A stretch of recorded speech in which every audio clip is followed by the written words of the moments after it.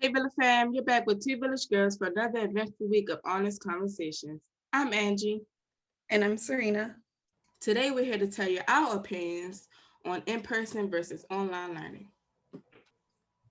So Serena here, she taught virtual and stuff, so she's gonna share her experience with that. I sure am. Um, First of all, there's a lot of pros and cons to both in person and online learning. It really, in my opinion, will depend on the student and like the age. So as you guys may know, I work with pre-K, and for pre-K, it was a lot more difficult to engage children. It's definitely possible to teach pre-K virtual, but it all depends on like their background on like education. So for most kids, this is their first time in an education setting. Some of them have not even been to like a daycare, preschool, or anything like that. Mm-hmm. So trying to get them interested in something online is very difficult, especially if they've never met you in person and they don't really know what you're doing, and if they don't have like that family support at home.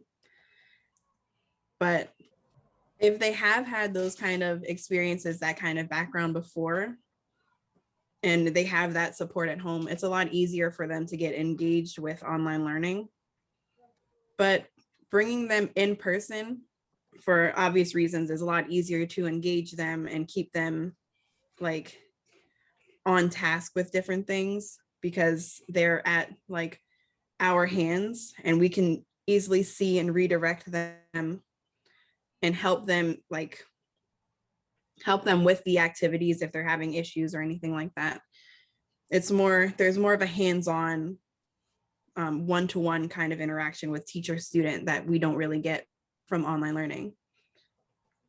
So for like, of course, for in-person learning, I feel like it's a lot of like pros to it. Like, I feel like kids need to be around other kids to, I want to say grow, be able to grow, Um, Absolutely.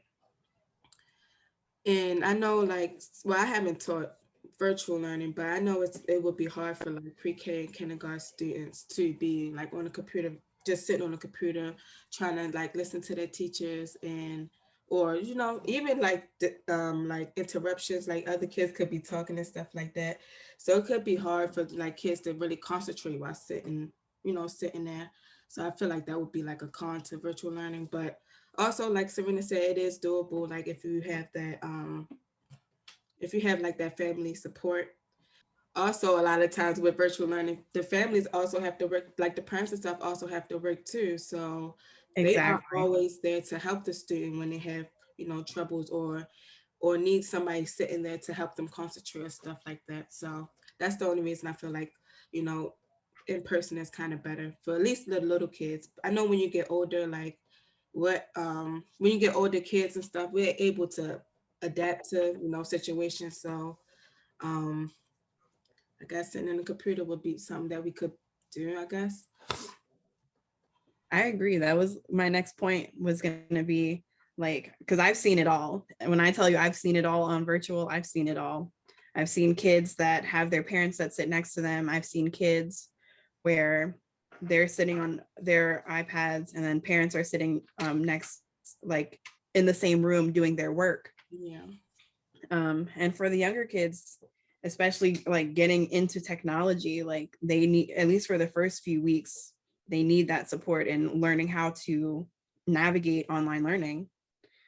um so having that parent or guardian sitting around with them is very beneficial, but not all parents can do that. Yeah. um and if they can't, like, it's very difficult to work that out. Some of them have to send their kids to daycare to do online learning. Yeah. It's a lot. It's a lot for kids, and it's a lot for families to have to adjust to that. And having, like, with this whole thing with COVID, having to make all of this work was a task in itself for everyone. Um, Another thing to like consider with online learning is the environment just as in itself. If kids don't have a positive learning environment or a quiet learning environment, that impacts them just because there's easy distractions. I've had kids where their siblings are all in the same room. And so they're listening to their teacher and their siblings' teachers. And that's if they can focus with being in the same room as their siblings. Because I don't know about you, Angie, but like when me and my sisters are together, we're just goofy and laughing and playful. So put them in the same classroom, which never happened because of our different ages. But now there's different ages in one classroom trying to learn 3 different topics. It's just not simple, you know? They can't concentrate in that environment. And then we have the kids that are really dedicated to learning. I've had kids that I've had to turn their like cameras off because they don't want to miss anything while they're in class. And now this is pre-K. They don't want to miss anything while they're in class.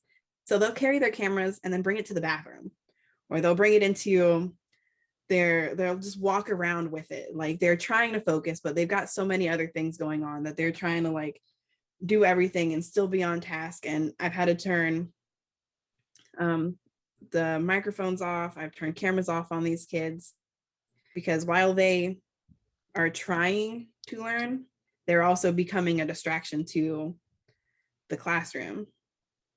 And that's something that we wouldn't see in person because the environment is more controlled. Yeah. That's why kind of in person is a little better because it's control. We can control it. I know it's kind of hard trying to control a child from the computer. Hey, sit down. Hey, listen. I'm talking. Like I know that would be so hard. But when I was nannying, both of the parents that I was working for were teachers, and and 2 of their kids were also on like virtual learning too. So it for their environment, it was kind of a good thing because like their mom was very like organized and like she's a part of their like learning life. So she had them separated. Like you have to go upstairs in your little learning area, and the other girl had to sit downstairs in her little learning area. Um, but it was I see like the complications with it because like when the mom would be teaching, she would have to like stop to tell her daughter like sit down, pay attention, listen to your teacher and stuff like that. So I know it was kind of hard for like her kids to, because I think she taught high school or middle school. So it's kind of probably hard for her kids to like really focus on her when she's trying to get her little daughter to, pay attention in her own class and stuff like that. So I know the environment, but she did try. They did try to make it, work as best they could. 'Cause they didn't really have no choice. Exactly.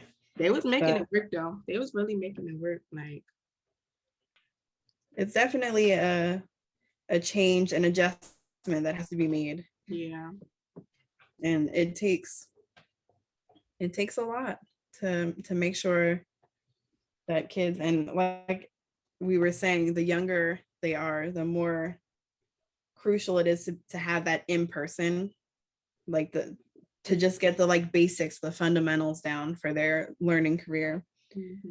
um I think branching off of that, I feel like maybe high school, it's possible to have like a more comfortable like online learning experience compared to in person. High school is around that time where kids are starting to become like a little more independent from parents. um and also this is more of a time where like at this age kids can be left home alone and trusted, and for like the most part, like in a typical household, I guess. I feel like if online learning were to become a more permanent thing, like the older ages, high school age, starting there would be like beneficial for them, because then they, like, high school is hard.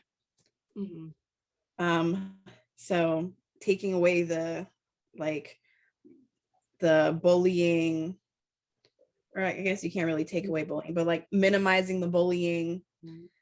and the negative environment that comes with high school, that kind of thing, and just focusing it on the education. I feel like that might make a difference for like the high school experience. Mhm. Um, might make it easier on parents. Won't have to worry about transportation, stuff like that for their kids, school meals. Mhm. You know. Trying to prepare them for college because some college courses and stuff are on virtual and stuff too. Oh, absolutely. Loved me some virtual college classes. Yeah, I do too. What age would you say is appropriate for online learning? I still say high school. Oh, true. I think high school is um, like you said, is that short period of time where like the kids are like they're teenagers. They are like gaining that independence from their parents, so they can be able to sit home and try to stay focused on school and getting their work done and stuff like that. Mhm. Of course, though, like it's not going to be easy for all high schoolers because some high schoolers still have those like learning disabilities and may need that in-person learning. So I That's just feel true. like it still all should be a choice because, like you said, it all depends on the person and if they're able to sit on a computer. But some people want to like some people are better off in person. Yeah, even that's a good point. Even if they don't have like learning disabilities and they just like they learn better hands-on, Yeah, more physical. Um, I like that, giving them an option for like the older kids. yeah, Who knows? Maybe that's what we're going to transition to in the coming years. We've learned that even working from home is doable. So high yeah. school from home might be next. It sure is. I feel like it is going to be, but still, they need that option. I feel like. Oh yeah, absolutely. But I think they should. I think they still are going to do option. That means they're going to have to like ask certain teachers like, do you want to like teach in person or you want to teach virtual? I guess they got to give teachers that option too. That's true. But if they give kids, I feel like that would in a way benefit teachers also if they give kids the option. Um, in this case, we'll use high school kids as the example. If they give high school kids the option, then the kids that are really going to be engaged online are the ones that are going to sign up for it versus in person. Yeah, So, like, I know like a lot of teachers were stressed out this year trying to keep all of the students engaged because they had no choice. But if they know that they're going to be working with a predominantly like engaged group, it might be, a perk to yeah, signing up to do that. that's a good point. Overall, I agree. It should be optional um, as the kids get older. Hmm. But as long as you know what you're signing up for, in person or virtual. Yeah, and as long as you have like I feel like as long as you have the good like that, the right support behind you, you can do anything. To be honest. Yep. Learning is learning at the end of the day. Yeah. So, with that being said, thanks for tuning in again to another episode of Two Village Girls. Please subscribe to our channel if you are new. And if you have any comments or suggestions, please leave them down below. Also, go ahead and hit that bell to get notified when new videos drop. Check us out on our Facebook, Instagram, and TikTok at Two Village Girls for updates and weekly inspiration. As always, we want to send you out with some positive vibes to get you through the rest of your week. This week's inspirational quote is by Leo Buscaglia, who says, "Change is the end result of all true learning." Thanks, Villa fam. Bye. Bye.